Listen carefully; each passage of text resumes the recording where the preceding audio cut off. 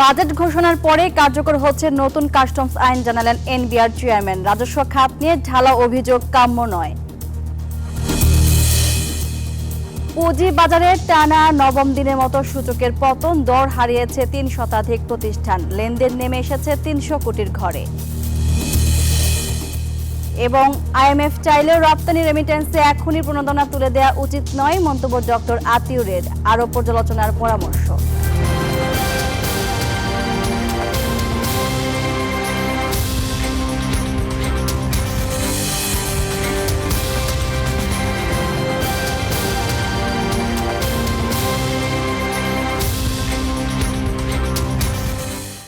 আমন্ত্রণ ব্যবসা বাণিজ্য আর অর্থনীতির সবশেষ খবর নিয়ে নিউজ 24 নিয়মিত আয়োজন পূবালী ব্যাংক পিএলসি বিজনেস এক্সপ্রেসে। সাথে আছে আমি মাহমুদা মনি। এবার বিস্তারিত। ৬ জুন বাজেট ঘোষণার সাথে সাথে নতুন কাস্টমস আইন কার্যকর হবে বলে জানিয়েছেন জাতীয় রাজস্ব বোর্ডের চেয়ারম্যান আবু হেনা মোহাম্মদ রাহমাতুল মুনিম। তবে এই মুহূর্তে এর কোনো ধারা পরিবর্তন বা সংশোধনের সুযোগ নেই। রোববার এবিসিসিআই মিলনায়তনে কাস্টমস আইন অবহিতকরণ বিষয়ক কর্মশালায় অংশ নিয়ে এসব কথা বলেন তিনি। এ সময় পণ্য আমদানি রপ্তানিতে কাস্টমস কর্মকর্তাদের হয়রানির অভিযোগ করেন ব্যবসায়ীরা। বলেন, সামান্য ভুলের কারণে বড় অঙ্কের জরিমানা করেছে কাস্টমস, যাতে ক্ষতিগ্রস্ত হচ্ছে তারা। এর জবাবে এনবিআর চেয়ারম্যান বলেন, এনবিআর এর বিরুদ্ধে ঢালা অভিযোগ গ্রহণযোগ্য নয়। নিজেদের মাঝে গলদ থাকায় ব্যবসায়ীরা সুনির্দিষ্ট অভিযোগ করেন না।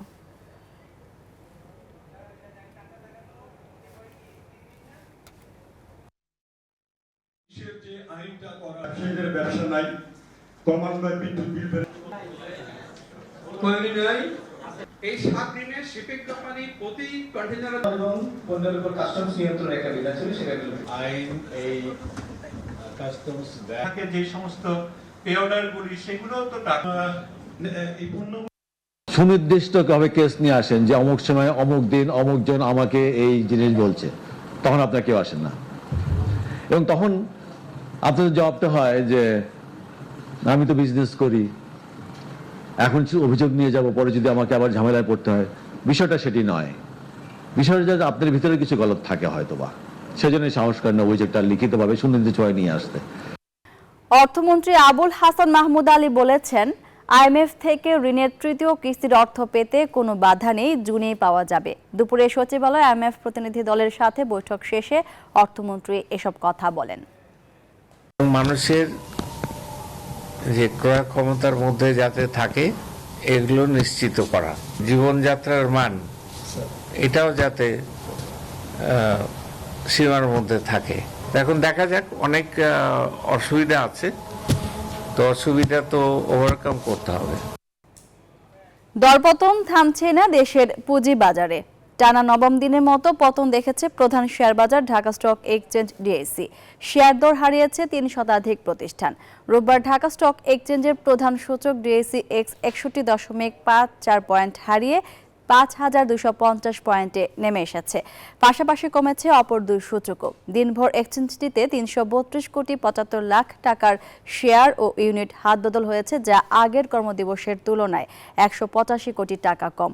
এদিন লেনদেনে অংশ নেওয়া কোম্পানিগুলোর মধ্যে ৩২২টির শেয়ারের দাম কমেছে, বেড়েছে মাত্র ৩১টির।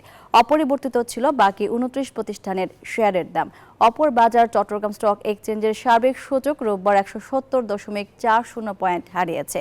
লেনদেন হয়েছে ৮ কোটি ৩০ লাখ টাকার শেয়ার। আন্তর্জাতিক সংস্থা যাই বলুক না কেন, রেমিটেন্স ও রপ্তানি খাতে প্রণোদনা তুলে নেওয়ার সময় এখনো আসেনি। আরও কয়েক বছর এ সুবিধা দিয়ে যেতে হবে। রোববার রাজধানীর একটি হোটেলে American chamber of commerce and industries AmCham আয়োজিত এক অনুষ্ঠানে একথা বলেন অর্থনীতিবিদ ডক্টর আতিউর রহমান। তিনি বলেন, প্রণোদনা তুলে নিলে অনেক উদ্যোক্তা সেই ধাক্কা সামলাতে পারবে না। এ সময় তিনি আরও বলেন, মূল্যস্ফীতি নিয়ন্ত্রণে ডলারের বিনিময় হার বাজার ভিত্তিক করতে হবে।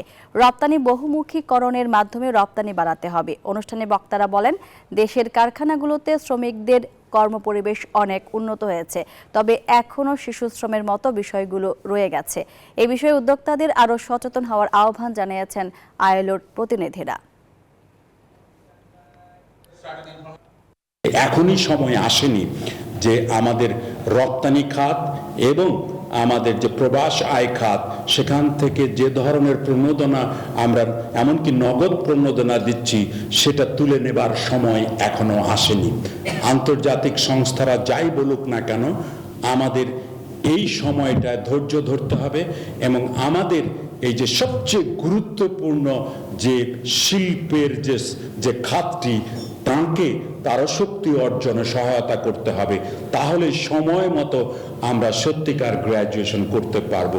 আরো কয়েকটি বছর আমাদের এই সহায়তা দিয়ে যেতে হবে। বাংলাদেশের অর্থনৈতিক অগ্রযাত্রায় কমোডিটি এক্সচেঞ্জ চালুর ক্ষেত্রে এবিজি বসুন্ধরা গ্রুপের উদ্যোগকে স্বাগত জানিয়েছেন আইএমএফ এর প্রাক্তন সহকারী পরিচালক এবং global centre for finance and পলিসির সহযোগী Laura E কোর্দেস।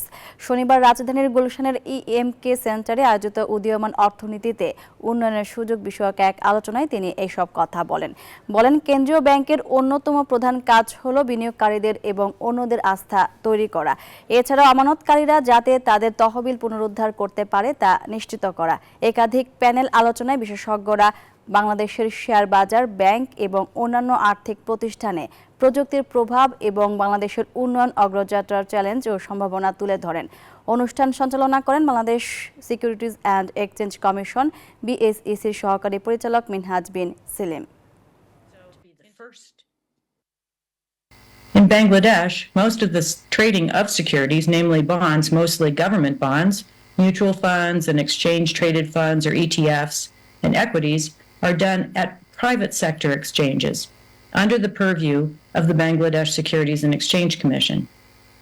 To round out its markets, Bangladesh is planning to establish a commodity exchange, which will allow its users to hedge certain types of commodity risk through futures contracts. As with the other exchanges, it will be in the private sector. And with the aid of a large investor, ABG Limited, it is likely to get off the ground later this year. For new endeavors such as this one, the trading rules, membership criteria, and the clearing and settlement systems are important components to its potential success. জনপ্রিয় তুর্কি অভিনেতা বুরাক ওচিভিতের সাথে রূপান্তর যাত্রা শুরু করল singer Beko. এই বিষয়ে অনুষ্ঠিত হলো তুরস্কের কচ ফ্ল্যাগশিপ প্রতিষ্ঠান আর্টেলিকের সহযোগী প্রতিষ্ঠান সিঙ্গার বাংলাদেশ লিমিটেডের সংবাদ সম্মেলন। আয়োজনে উপস্থিত ছিলেন সিঙ্গার বাংলাদেশের ব্যবস্থাপনা পরিচালক MHM ফাইরোজ, আর্টেলিক সাউথ এশিয়ার পরিচালক আব্দুর রহমানে গুলু এবং সিঙ্গার বাংলাদেশের ব্র্যান্ড অ্যাম্বাসেডর তুর্কি অভিনেতা বুরাক ওচিভিত। আয়োজনে বক্তারা জানান এই রূপান্তরের মধ্য দিয়ে বাংলাদেশের ভোক্তাদের মধ্যে বিশ্বমানের পণ্য সরবরাহ সম্ভব হবে। এই লক্ষ্যে একটি অত্যাধুনিক প্ল্যান্ট এবং নতুন কনসেপ্ট স্টোর ও ওয়ার্ক স্পেস তৈরি সহ রূপান্তরের নানা ঘোষণা দেয় সিঙ্গার বাংলাদেশ।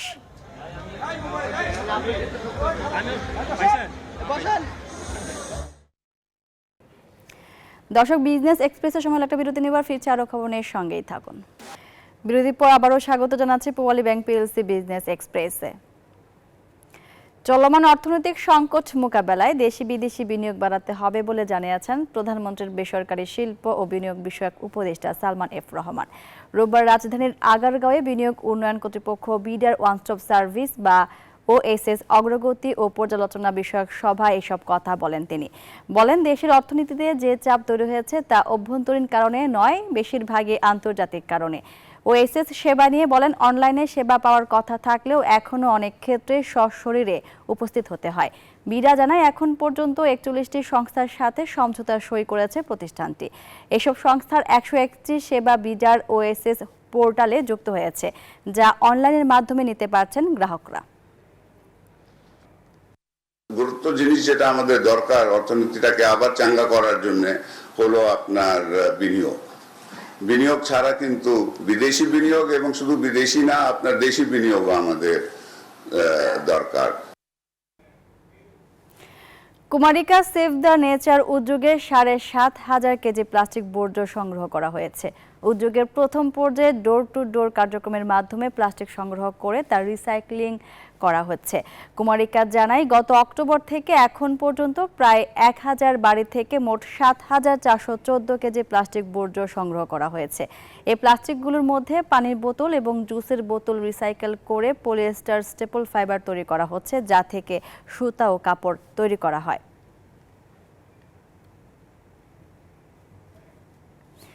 আর এই ছিল বিজনেস এক্সপ্রেসের এখনকার মতো আয়োজন। সবাইকে ধন্যবাদ।